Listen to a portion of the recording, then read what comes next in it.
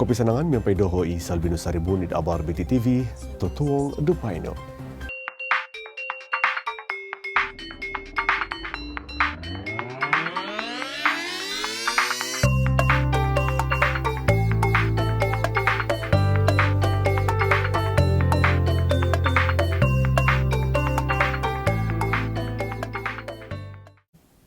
Proses pilihan raya Dewan Undangan Negeri Dun Sabah yang dijadualkan 26 September ini akan diteruskan.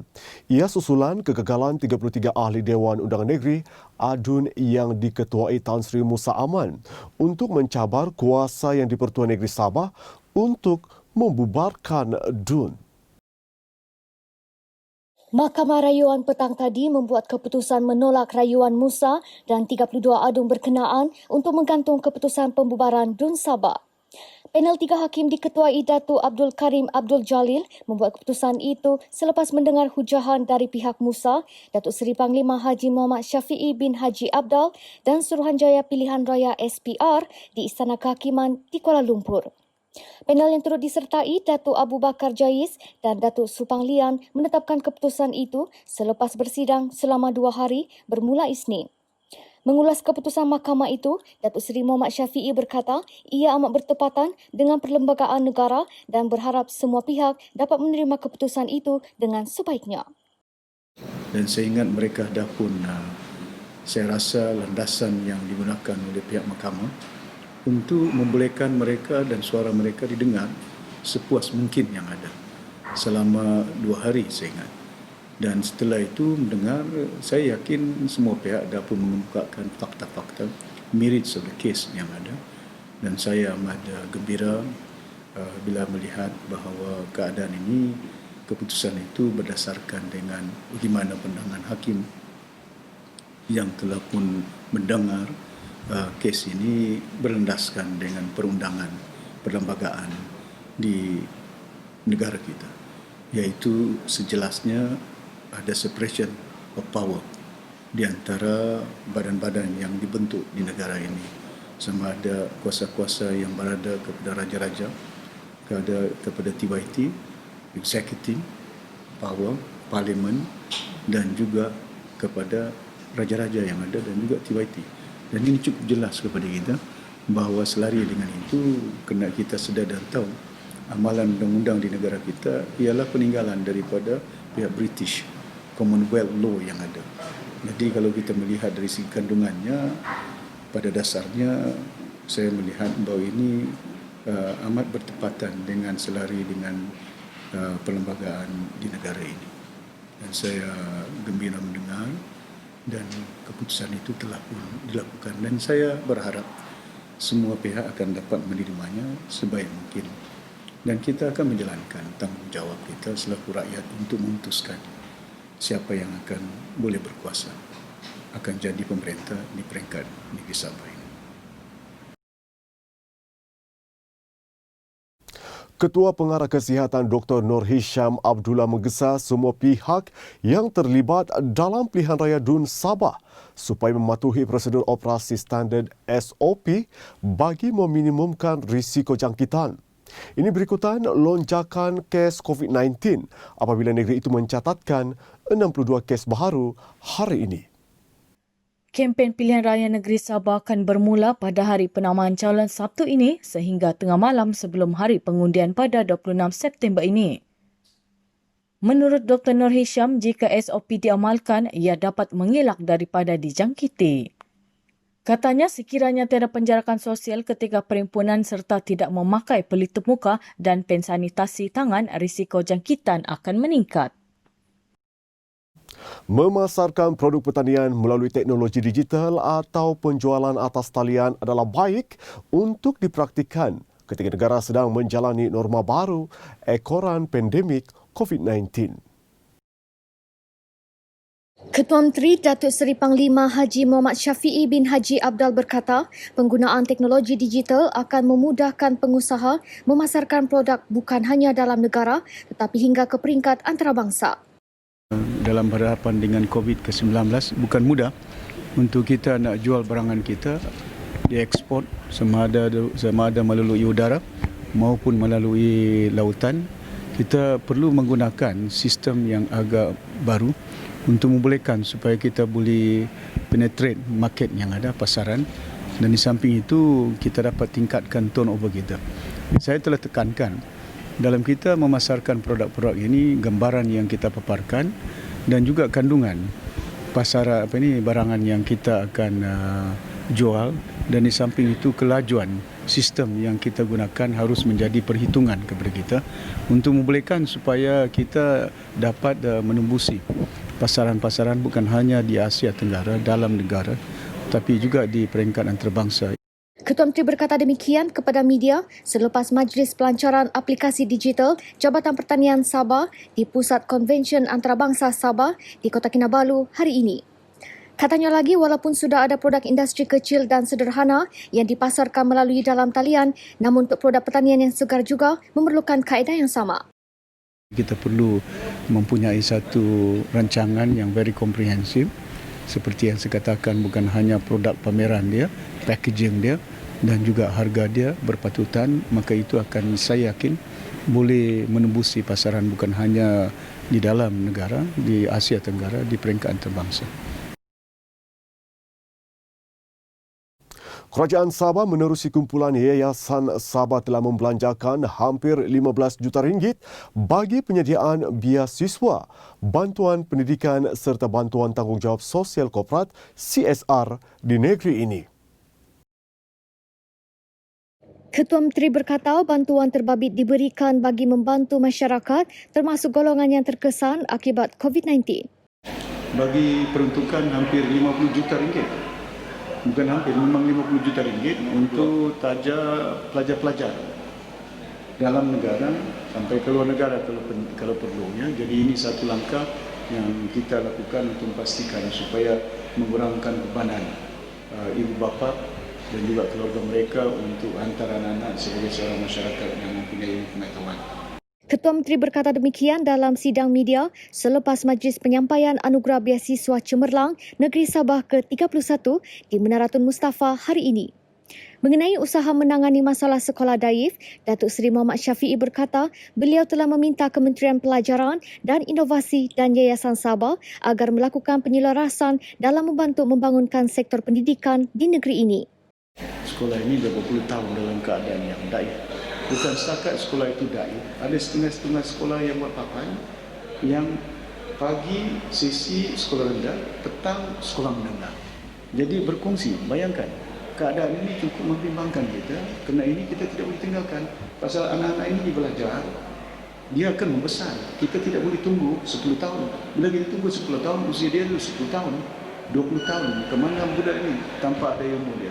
Jadi saya akan pastikan supaya di masa yang mendatang, peruntukan sekurang-kurangnya mencukupi untuk membolehkan supaya kita boleh bantu sekolah-sekolah daif tanpa kita menunggu kerajaan persekutuan, kerana saya yakin bahawa itu merupakan peranan tanggungjawab dalam perlembagaan, dalam peraturan yang biasa di mana prasarana seperti jalan, prasarana seperti sekolah, keselamatan itu di bawah tanggungjawab kerajaan persekutuan. Tapi kita sedar dan tahu kita tidak boleh menunggu setengah-setengah sektor yang ada seperti pendidikan.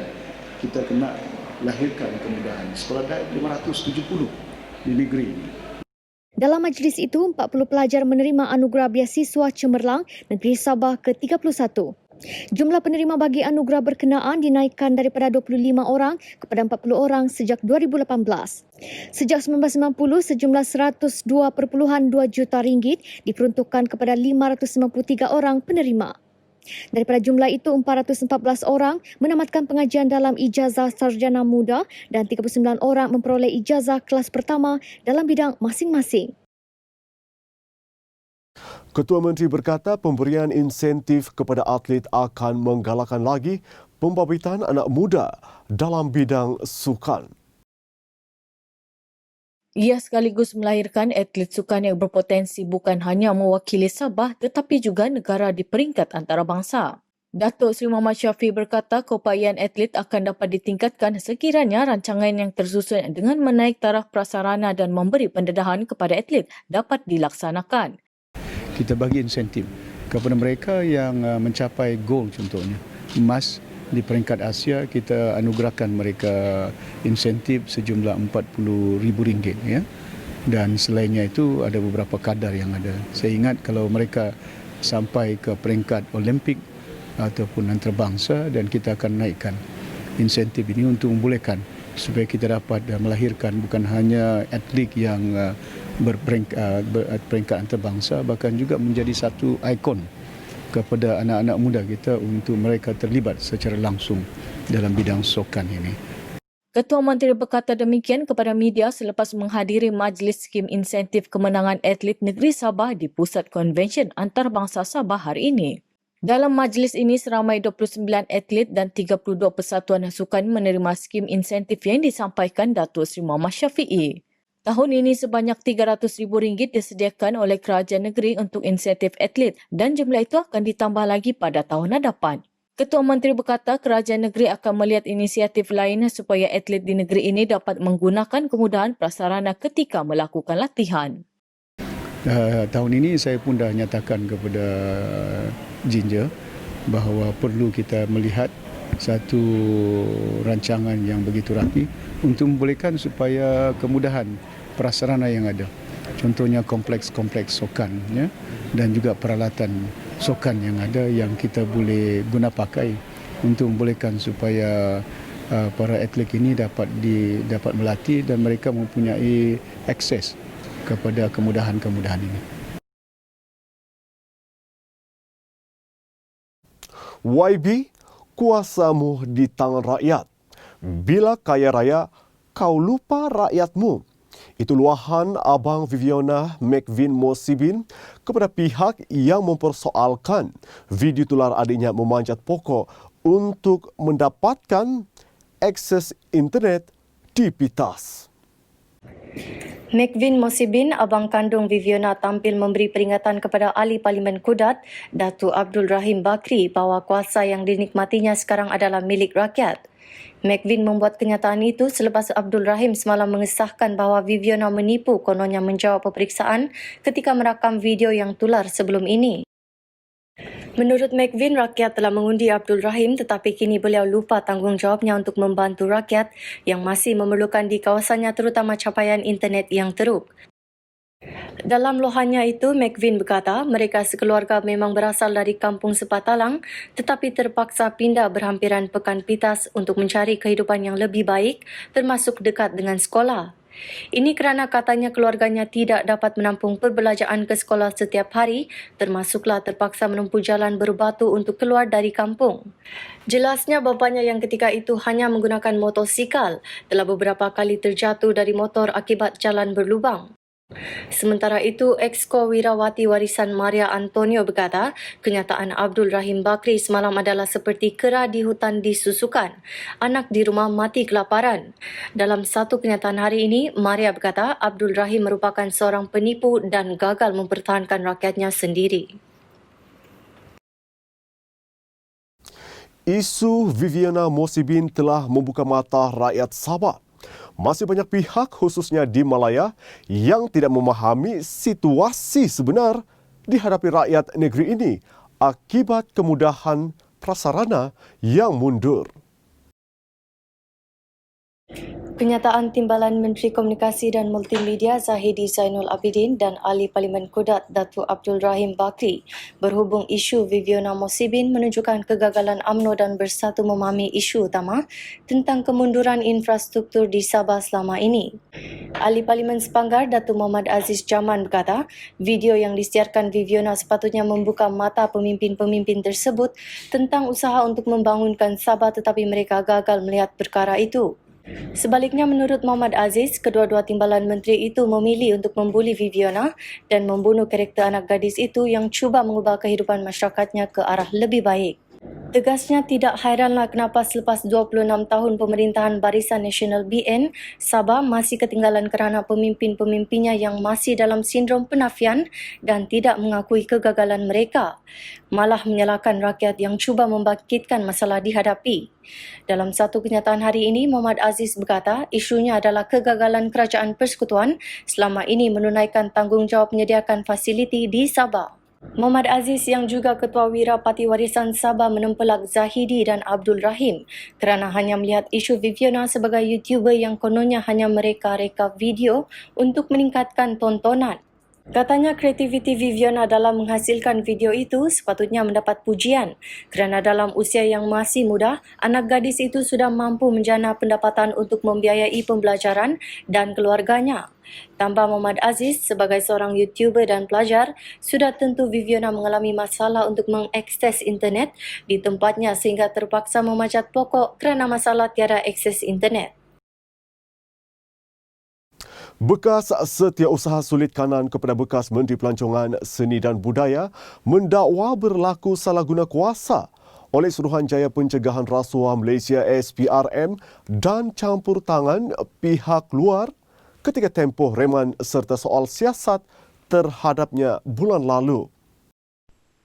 Sehubungan itu, Muhammad Saifullah Muhammad Minggu 29 berkata beliau telah membuat laporan polis berkaitan 8 perkara salah guna kuasa oleh SPRM dan campur tangan pihak luar ketika tempoh soal siasat terhadap beliau dan tunangnya pada 15 Ogos hingga 19 Ogos lalu. Pada 19 Ogos lalu, Muhammad Saifullah didakwa di Mahkamah Seksyen di Kuala Lumpur atas 18 tuduhan menerima dan meminta rasuah berjumlah lebih 3.1 juta ringgit. Bagaimanapun, Muhammad Saifullah mengaku tidak bersalah dan memohon dibicarakan sebaik pertuduhan terhadapnya dibacakan di hadapan Hakim Azman Ahmad. Mengulas lanjut, beliau berkata perkara ketiga pegawai SPRM dengan sengaja membawa masuk saksi utama kesnya ke bilik siasatan untuk dipertemukan dengan beliau dan tunangnya. Menurut Muhammad Saifullah, pada 16 Ogos jam 9 pagi, beliau dipaksa oleh seorang pegawai SPRM yang menjaga lokap meminum ubat batuk menyebabkannya tidak dapat memberi keterangan kerana keadaannya amat lemah, mengantuk dan didakwa berhayal. Beliau juga mendakwa wujud salah guna kuasa oleh pegawai tinggi SPRM. Dia ancam menteri, dia ancam saya. Ketika itu saya hanya Setiausaha Sulit Kanan. Who am I to give them, awarding them such kind of project? Polis menafikan dakwaan sekatan keluar masuk di Tawau dan Lahad Datu susulan peningkatan mendadak kes COVID-19 di daerah itu. Pesuruhjaya Polis Sabah Datuk Hazani Ghazali berkata, sehingga kini pihaknya belum menerima arahan berhubung sekatan perjalanan di dua daerah berkenaan. Tambahnya, keputusan mengenai sebarang tindakan keselamatan akan diputuskan dalam mesyuarat bersama Ketua Menteri yang juga pengerusi Jawatan Kuasa Keselamatan Negeri.